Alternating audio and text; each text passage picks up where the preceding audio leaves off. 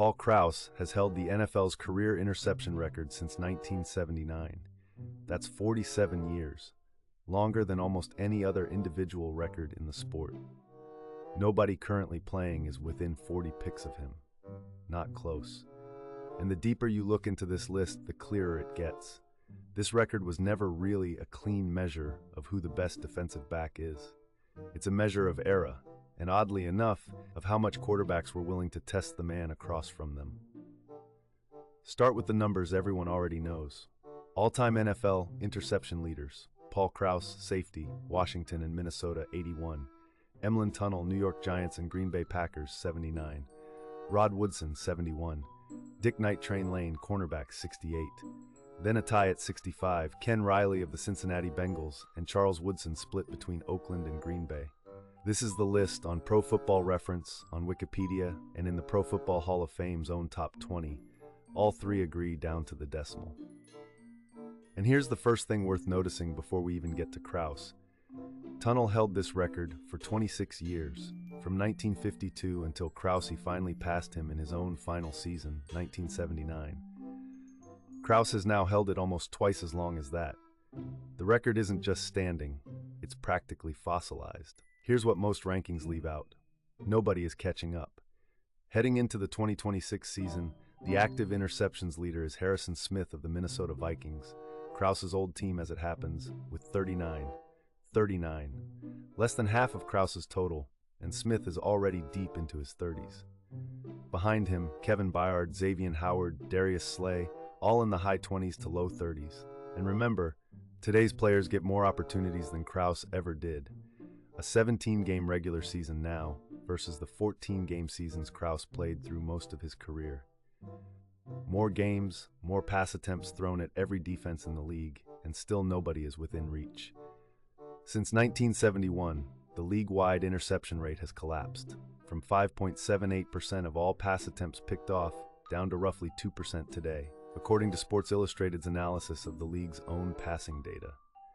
Quarterbacks throw more than ever. They just don't get picked off nearly as often. Part of it is rules, and one of them has a name that belongs on this very list. In 1978, the NFL introduced what's still nicknamed the Mel Blount rule. No contact with a receiver beyond 5 yards downfield. It was written specifically because Mel Blount, Steelers cornerback, 57 career interceptions, tied for 13th all-time on this list, was too physically dominant in press coverage for the league's taste. The rule opened up the passing game almost overnight. Within a year, Krause had set the record we're still talking about. So in a strange bit of timing, the same rule change that helped end the bump-and-run era also happens to be the reason nobody's been able to touch Krause's number since.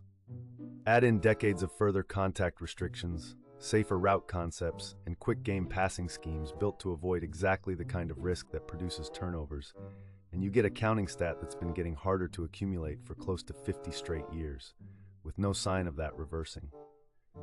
But era isn't the only reason this list looks the way it does. Take Deion Sanders, 53 career interceptions. Good, but nowhere near the top of this list. By multiple accounts of his own career, quarterbacks frequently just didn't throw to his side of the field at all. Same story with Champ Bailey and Darrell Green. Cornerbacks so feared that offenses built entire game plans around avoiding them. Which means the very thing that makes a shutdown corner great, being unthrowable, actively shrinks the stat that's supposed to measure him. Compare that to a free safety's job.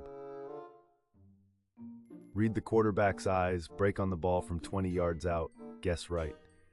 That role touches almost every passing play in some way. A true shutdown corner might see 5 targets in a game.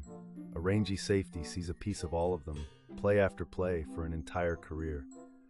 Once you separate position and era, this stops looking like a talent ranking and starts looking like something else entirely. A map of roles and risk. The very top is stacked with safeties and free-roaming defensive backs. Krause, Tunnell, Ed Reed, Darren Sharper, Ronnie Lott. Cornerbacks cluster further down the list, even the legendary ones, because opportunity was working against them from the start. Ken Riley, 5th all-time with 65 interceptions, still wasn't inducted into the Hall of Fame until 2023, 3 years after his death, and after 4 decades of waiting, reportedly overshadowed for years by the very rule namesake Mel Blount playing one division over.